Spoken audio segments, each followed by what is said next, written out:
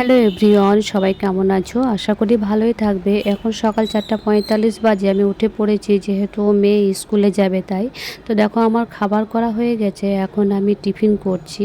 তো এরকমভাবে bread toast খেতে আমার মেয়ে ভীষণই ভালোবাসে। তো রোজ রোজ দেওয়া হয় না, মাঝে মাঝে দেওয়ার চেষ্টা করি। তো আমি একদিকে খাওয়াবো, ও একদিকে রেডি হবে, তাহলে তাড়াতাড়ি হয়ে যাবে।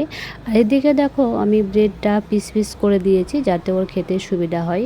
তারপরে দেখো ওর গাড়ি চলে এসেছে, ওর পাপা ওকে নিচে দিতে চলে গেছে, ওর পাপা ওকে গাড়িতে উঠিয়ে জিমে চলে যাবে। আর আমি এদিকে 1 কাপ চা আর ব্রেড টোস্ট নিয়েছি, খেয়ে নেবো, আর কারণ তাড়াতাড়ি পার্লারে যেতে হবে। তো দেখো আমি নিচে এখন রেডি হয়ে চলে এসেছি। আমি এসেই দেখছি একটা হেয়ার স্মুথনিং হচ্ছে। তো আমার ক্লায়েন্টের হেয়ার ভীষণই পাতলা, তো এখন ক্রিম অ্যাপ্লাই করা হচ্ছে। ক্রিম অ্যাপ্লাই করার পর প্রেস হবে, প্রেসের পর ফাইনাল রেজাল্ট হবে। তারপরেও তোমাদেরকে আর একটা দেখাচ্ছি হেয়ার হাইলাইট। এখন দেখো একটা হেয়ার হাইলাইট হচ্ছে, এটা গোল্ডেন কালার হবে ক্লায়েন্টের ডিমান্ড অনুযায়ী।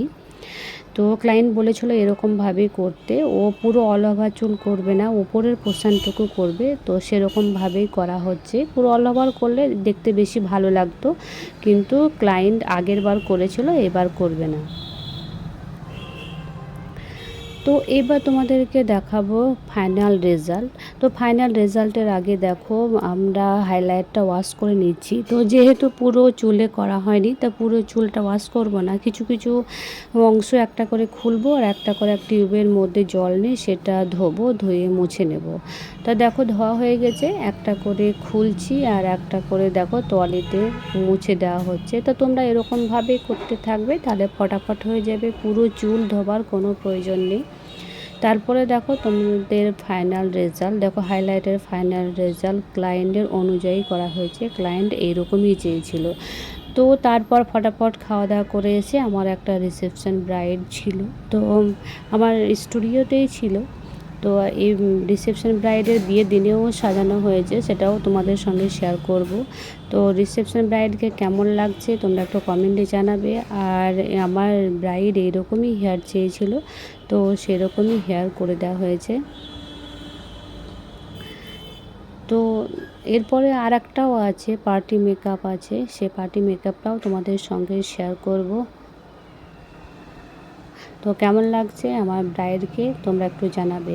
তো চলো এবার দেখাই তোমাদেরকে একটা পার্টি মেকআপ। তো পার্টি মেকআপটাও করা হয়েছে দেখো। তারপরে সবথেকে কথা হচ্ছে যে আজকে আমার অ্যানিভার্সারি, তো সেরকমভাবে তো কোথাও যাওয়া হলো না, সারাদিন এত কাজে ব্যস্ত ছিলাম।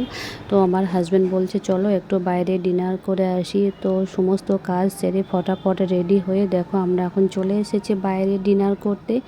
তো কী আর করা যাবে, আমাদেরকে এরকমভাবে চলতে হবে।